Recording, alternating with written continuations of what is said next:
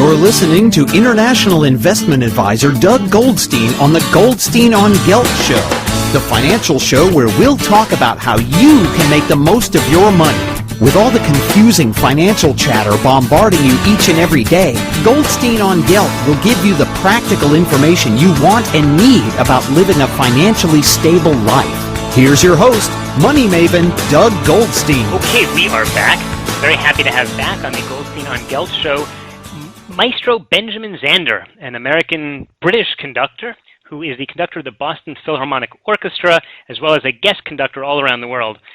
Maestro, pleasure to have you back. It's a great pleasure to be back. I feel as though I'm in Israel right this minute, just for a brief period. I love being in Israel. It's one of my favorite places in the world to be. We're certainly looking forward to have you conduct here very, very soon, I hope. Good. So let's talk about the Israel Philharmonic is my favorite orchestra in the world. And, wow. I even have a rider in my speaking contracts that if the Israel Philharmonic calls, this contract is null and void. All right. Well, I see you're an optimist, which is actually what I wanted to touch on a little bit today. You know, in your book, you wrote a book called The Art of Possibility, and there's been a lot of talk all over about how Ben Zander thinks possibility and is so optimistic. And frankly, I'm an optimist too, which is required of a financial advisor. But aren't there limits? Well, it's very easily misunderstood. Optimism is a discipline. It's not just a good feeling. That's something else. And people get very confused about it. To be optimistic is always to look on the bright side, is what they say. I consider optimism to be a very rigorous discipline. It's the discipline of distinguishing between the language that we use, which pulls us down, and the language we use, which creates a new opening, a new awareness, a new set of options and possibilities. So it's a discipline that we all can master, but few of us do master it. The classic story that I always love to tell is of the two shoe salesmen who go to Africa in the 1900s to see if they can sell shoes. And they both send telegrams back to Manchester. One of them writes, "Situation hopeless, stop, they don't wear shoes." And the other one sends a telegram back saying, "Glorious opportunity, they don't have any shoes yet." Now, both of them are looking at the same circumstances, and what is different is what they say about it. And it's a very disciplined way of looking at the world, which looks for glorious opportunity. That doesn't mean one is silly about it and simply says everything is lovely, because clearly that's not the case.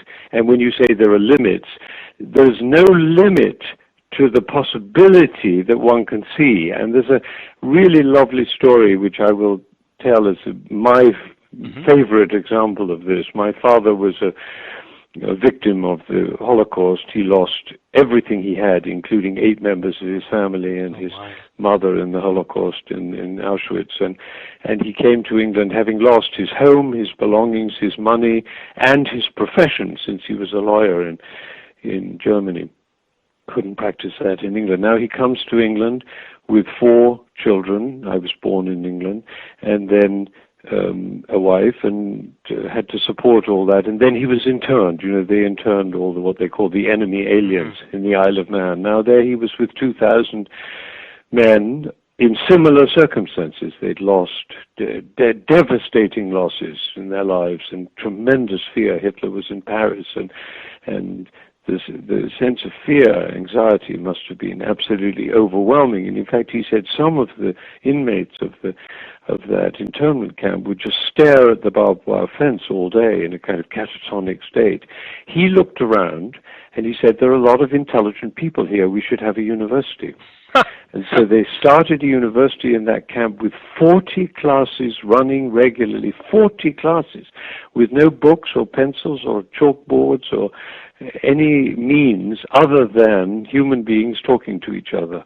And that I call the rigorous discipline of possibility. In other words, it's very easy to fall into the state of mind of looking at how black and hopeless and terrible things are. And that's very different from positive thinking. If he'd gone around telling everybody how wonderful it was, they would have smashed him in the face. He said, let's have a university. And that became a reality and a possibility for people to live into to a very high degree. I mean, the fact that there were 40 classes and that they were running regularly and they didn't have any, they weren't stopped by the fact that there were no books to refer to and no pencils to write on. They just were talking to each other. Do you see what I mean about a rigorous discipline? Well, the question is, how does someone develop that? In other words, to develop this discipline requires some work. What do you do? It's a lifetime work. That's why our book is called The Art of Possibility, because to become a very fine violinist, you have to practice, and you have to practice and practice, and then do more practice. And it's exactly the same with possibility thinking. You can't, it doesn't happen like a nice day. You know, oh, the sun is shining, how nice. It is a rigorous discipline. I keep coming back to that because we always have a choice. At every moment of every day, we have a choice between situation hopeless, they don't wear shoes, and glorious opportunity, they don't have any shoes yet. That dilemma or that choice, it's a distinction, exists in every moment of every day, in every kernel of our existence.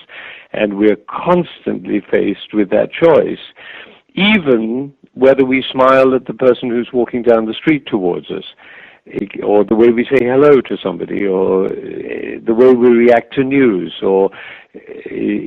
and we always have that choice. We get some news, and here's a lovely story which your audience will appreciate, another of my father's wonderful stories of the man who goes to the rabbi, and he says, Rabbi, you told us a prayer, something with praise.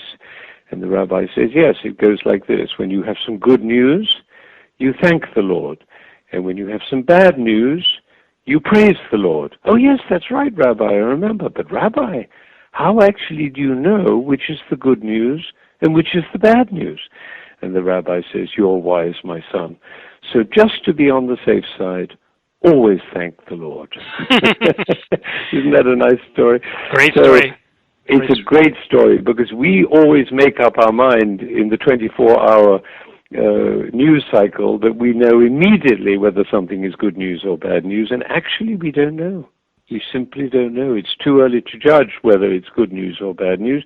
So the idea of always thanking the Lord is a wise mode, because what one does in that state of mind, whether one believes in the Lord or not, is to be open to the possibility that is available at that moment, which one might not see. And the more energy one puts into despair or anxiety or pressure or fear, the less likely the brain will be able to come up with the idea of a new university. So in order to be able to live fully in possibility, the brain has to be clear of all those detrimental forces which pull us down, like fear and anxiety and pressure and competition and all the things that occupy our minds. That are very difficult, that's right. We are talking with Benjamin Zander, who is the conductor of the Boston Philharmonic Orchestra. He also wrote a fabulous book called The Art of Possibility. Perhaps he's best known for having been a guest previously on the Goldstein on Gelt show. Of course, if you missed that, you can download the podcast or check it out at YouTube. Just go to Goldstein on Gelt and you can hear the previous interview.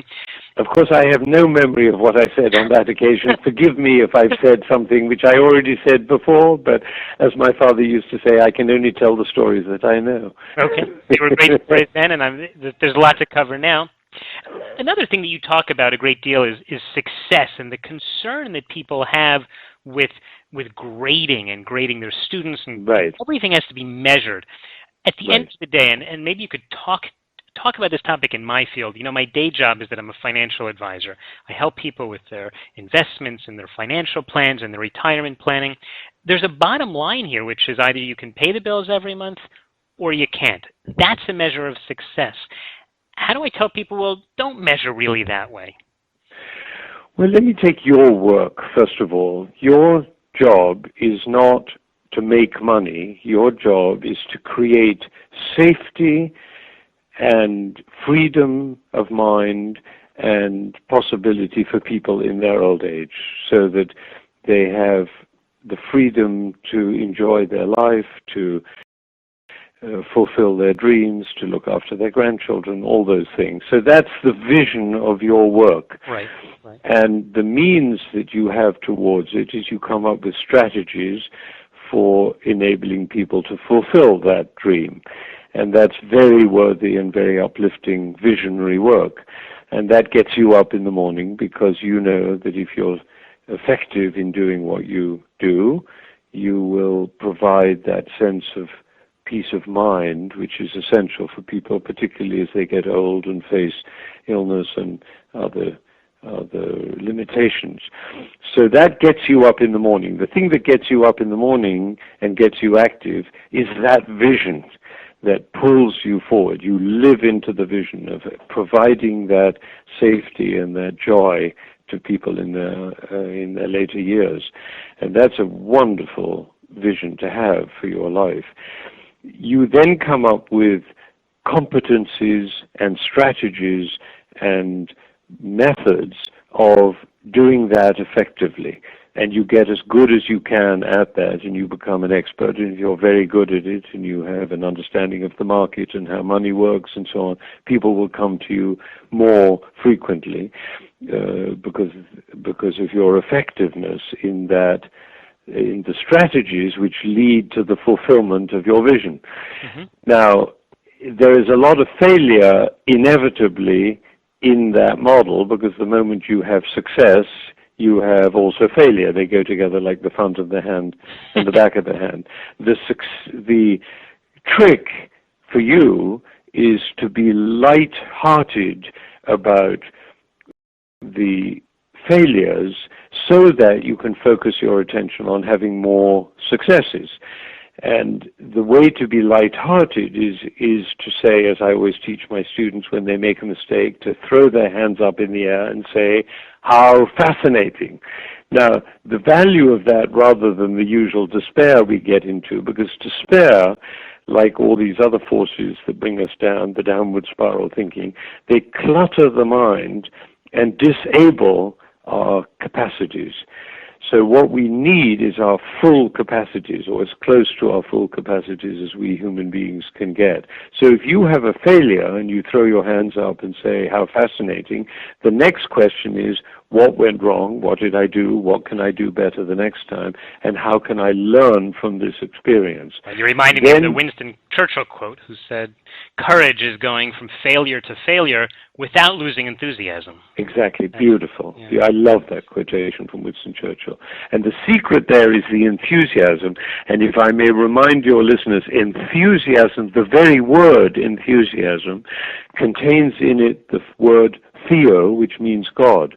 So to be enthusiastic means to be full of God, whatever that means to you. I'm not a believer myself, so I don't think in terms of an old man with a beard. I think of the life force which we in our book call possibility, the art of possibility. So that is, to be full of possibility is that sacred state of being fully available to whatever life offers, without the detriment and the pull of despair, anguish, fear, when the fear of failure, which is so much at people's hearts. So I diminish that element in the students that I work with by giving them an A grade in the very first class before they get started.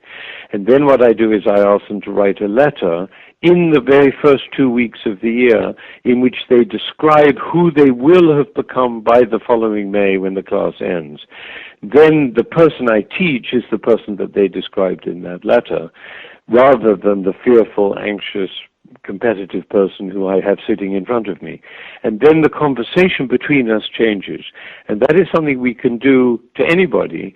I dream of the time when, instead of giving your next door neighbors an F and the next door neighbors give the Israelis an F, there's a conversation between your neighbors and which says it's a privilege. Yeah. It's a privilege to share this land. All right.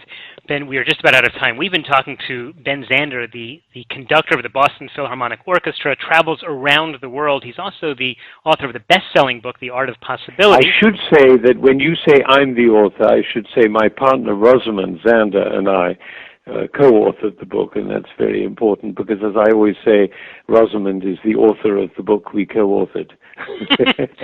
Okay, I apologize. Ben, in the last 2 seconds, just tell me, how can people follow your work?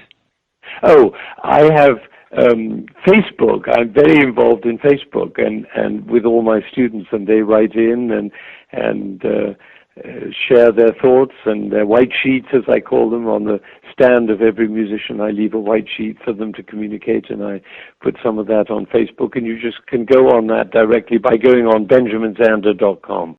Okay. And I have CDs in which I explain the music, and those are all available on Amazon. Amazon is the source of much good. And, of course, your book, The Art of Possibility, which you wrote with Rosamund Zander. Exactly. All right. Thanks again so much for taking the time. What a pleasure. Thank you. Bye-bye. You've been listening to the Goldstein on Gelt Show with money maven Doug Goldstein. Doug's weekly radio show is heard around the world, but if you miss it, you can download the podcast at www.goldsteinongelt.com. The Goldstein on Gelt Show gives you up-to-date financial ideas so you can get on the path to financial freedom. If you'd like your questions answered on the air or off, send Doug an email to doug@profile-financial.com. It's your money for your future, so join Doug every week to build your wealth on the Goldstein on Gelt Show.